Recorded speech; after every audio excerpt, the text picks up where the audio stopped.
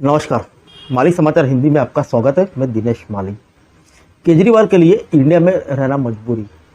अहम मोर्चे पर विपक्ष के बिना नहीं चल पाएगी आम आदमी पार्टी। आइए जानते हैं विस्तार से। अमित शाह ने इंडिया गठबंधन को जरूरी नहीं मजबूरी बताया था। उन्होंने कहा था कि विपक्षी दल का इस बिल का विरोध करने पर केवल इस कारण सहमत हुए क्योंकि यदि वे ऐसा न करते तो अरविंद केजरीवाल गठबंधन छोड़कर चले जाते। उन्होंने यह भी दावा किया था कि दिल्ली सेवा विधेयक पास होने के बाद वे गठबंधन छोड़कर चले जाएंगे। फिलहाल दिल्ली सेवा विधेयक संसद के दोनों सदनों से पारित हो चुका है और केजरीवाल न केवल गठबंधन में बने हुए हैं बल्कि कांग्रेस सहित सभी दलों को विधेयक का विरोध करने के लिए धन्यवाद भी दे रहे हैं। संकेत स्पष्ट है कि केजरीवाल गठबंधन में मजबूती के साथ बने रहने वाले हैं। क्या अरविंद केजरीवाल को इंडिया गठबंधन में रहना मजबूरी बन गया है? दरअसल दिल्ली सेवा विधेयक प्रकरण ने अरविंद केजरीवाल को विपक्षी दलों की एकता की आवश्यकता का अनुभव करा दिया है। यदि विपक्षी दलों का साथ न मिलता तो केंद्र सरकार इस विधेयक को बहुत आसानी से संसद में पास करा लेती। उस स्थिति में आम आदमी पार्टी के चंद सांसद इस बिल का विरोध में जो भी बात करते हैं वह नक्कार खाने की त्रुटि के समान होती है। लेकिन कांग्रेस सहित इंडिया गठबंधन के अन्य विपक्षी दलों के साथ आने के कारण भाजपा को इस बिल को पास कराने के लिए बेहतर फ्लोर मैनेजमेंट करने के लिए मजबूर होना पड़ा। उसे बीजू जनता दल और वाईएसआरसीपी से भी तालमेल करना पड़ा। बता दें कि अभी केजरीवाल की मुसीबतें कम नहीं हुई। अभी भी शराब घोटाले में उनके सहयोगी मनीष सिसोदिया जेल में है। मामला आगे बढ़ने पर कुछ और नेताओं पर भी गाज गिर सकती है। सत्येंद्र जैन स्वास्थ्य के कारणों से जमानत पाने के बाद बाहर है, लेकिन उनका मामला भी विभिन्न अदालत में चल रहा है।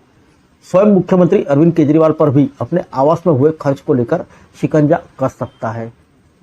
एंटी करप्शन ब्यूरो के एक अधिकारी के कार्यालय से कुछ फाइलों को गायब करने के मामले में सौरभ भारद्वाज पर भी गाज गिर सकती है। इन मामलों को राष्ट्रीय स्तर पर मजबूती से उठाने और केंद्र सरकार पर दबाव बनाने के लिए भी अरविंद केजरीवाल को विपक्षी दलों की जरूरत है। यदि वे इंडिया गठबंधन में नहीं रहेंगे तो उनकी आवाज को मजबूती से उठाने वाला कोई नहीं होगा।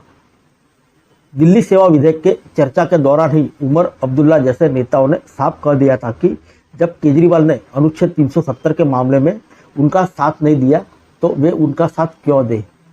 एक बार तो किसी तरह बात बन गई, लेकिन यदि केजरीवाल गठबंधन से अलग होने की राह चुनेंगे तो भविष्य में उन्हें अपने लिए सहयोगी दल तलाशना मुश्किल पड़ जाएगा। यही कारण है कि राजनीतिक विश्लेषक मान रहे हैं कि अरविंद केजरीवाल के लिए इंडिया गठबंधन में मजबूती से बने रहना जरूरी नहीं बल्कि मजबूरी बन गया है। दरअसल मामला केवल अदालती प्रक्रियाओं तक सीमित नहीं है।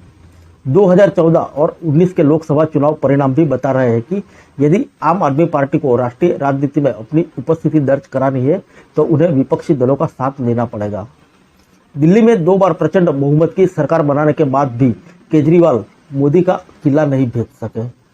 दोनों ही बार उनकी पार्टी का दिल्ली में कोई खाता नहीं खोला, यानी एकला चलो की नीति कामयाब नहीं साबित हुई। केजरीवाल के लिए सबसे बड़ा झटका यह था कि दिल्ली में लगातार 3 बार शून्य सीट पर सिमट रही कांग्रेस लोकसभा चुनाव में सभी 7 सीटों पर दूसरे नंबर पर रही, जबकि आम आदमी पार्टी के उम्मीदवारों की जमानत जब्त हो गई। यानी दिल्ली का मतदाता अभी भी राष्ट्रीय राजनीति के संदर्भ में उन्हें गंभीरता से नहीं ले रहा। कुछ इसी तरह के हालात पंजाब में भी रहे हैं, जहां 2014 में बेहतर प्रदर्शन करने के बाद भी 2019 में केवल वह 1 सीट पर सिमट गई और कांग्रेस ने जबरदस्त वापसी की। ऐसे में यदि उन्हें लोकसभा में भी अपनी मजबूत उपस्थिति बनानी है तो उन्हें विपक्षी दलों का सहारा लेना पड़ेगा। यानी इंडिया गठबंधन अरविंद केजरीवाल के लिए जरूरत के साथ साथ मजबूरी भी बनता दिख रहा है। बता दें कि इंडिया गठबंधन में शामिल दलों की मजबूरी नहीं बल्कि समय की आवश्यकता है। आज समय की आवश्यकता है कि सभी विपक्षी दल एक साथ एक मोर्चे पर खड़े होकर केंद्र सरकार की जन विरोधी नीतियों का विरोध करें। उन्होंने कहा कि पहले दिन से जब से भी विपक्षी दलों ने एक छतरी के नीचे आकर लड़ने का निर्णय किया है, भाजपा की नींद हराम हो गई है। उन्होंने कहा कि तभी से भाजपा के नेता लगातार गलत समाचार फैलाकर गठबंधन को कमजोर करना चाहते हैं। कभी नीतीश कुमार के नाम पर तो कभी अरविंद केजरीवाल के नाम पर ऐसी अफवाह फैलाकर गठबंधन को कमजोर करने की कोशिश की जा रही है। लेकिन इंडिया पूरी तरह मजबूती के साथ खड़ा है और 2024 के लोकसभा चुनाव में भाजपा को करारी हार का सामना करना पड़ेगा। आम आदमी पार्टी के गठन के पहले दिन से ही वे कहते आ रहे हैं कि ये पार्टी कांग्रेस की बी टीम है। दोनों ही पार्टियों के नेताओं ये कहने में लगे हैं कि अब वे दिल्ली, पंजाब सहित विभिन्न राज्यों में मिलकर चुनाव लड़ेंगे। उन्हें गठबंधन की नौटंकी नहीं करनी चाहिए, बल्कि दोनों पार्टियों को आपस में विलय कर देना चाहिए। इससे हर तरह का संदेह दूर हो जाएगा। बता दें कि जनता की दृष्टि में दोनों दलों में कोई भेद नहीं है। कांग्रेस पहले ही भ्रष्टाचार में डूबी हुई पार्टी थी। उसका विरोध करने के नाम पर बनी आम आदमी पार्टी ने नए नए तरीकों से भ्रष्टाचार करने का कीर्तिमान बना दिया है।